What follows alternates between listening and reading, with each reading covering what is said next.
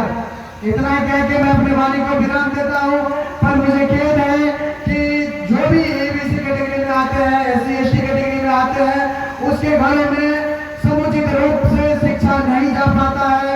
आप देखिएगा, आप देखते होंगे आपके समाज में भी ऐसा होगा कि बहुत से बहुत 8वीं तक बच्चा पढ़ पाता है या पढ़ने के उम्र में है, वो बच्चे अब शादी करने के बाद घर पालने लगते हैं। तो इसीलिए बच्चों को जहाँ तक हो सके उचित मतलब उच्च से उच्च शिक्षा देने का प्रयास कीजिए। निम्न तक मैट्रिक इंटर करने से कोई अपना अधिकार नहीं जान पाता है। उसे ग्रेजुएशन करवाइए, उसे मास्टर करवाइए और किसी तरह वो परिवार को आप चलाना सीखिए। मेरे पिताजी चिमनी पे काम करते हैं ईटा बनाने का, और मैं खुद एमए पास हूँ और अभी पीएचडी कर रहा हूँ। इसीलिए मैं आप लोगों से भी कहना चाहूंगा कि आपकी भी कमाई कम ना होगी, आप घर चला सकते हैं। इसीलिए अपने बच्चों को उच्च से उच्च शिक्षा दे ताकि उसकी मानसिकता जगे और अपने अधिकार को पहचाने और अपने आरक्षण के लिए खुद लड़े और खुद एक, जैसे अभी हम कहते हैं कि हमारे बिरादर में बस एक है जो मुकेश सहनी जी हैं और हमें उनका सपोर्ट करना चाहिए। तो इस तरह का जो व्यक्ति बनता है उसका शिक्षा से अपना व्यक्तित्व बनता है। आप भी ऐसा व्यक्तित्व अपने घर में बना सकते हैं। आप भी मुकेश सहनी जी जैसा आदमी अपने घर में शिक्षा के बदौलत तैयार कर सकते हैं।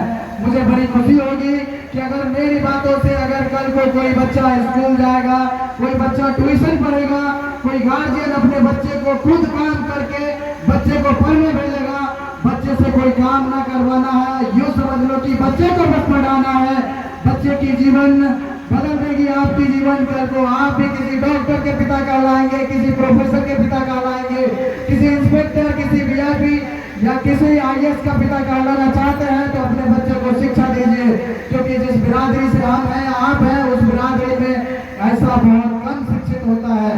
आप लोगों से हाथ जोड़कर मेरा प्रणाम है कि आपके घर में जितने भी बच्चे हैं कम से कम एक को आईएएस बनाने का तैयारी रखिए। आपको उसे पढ़ाना है, पढ़ाने में ज्यादा खर्च नहीं आता है।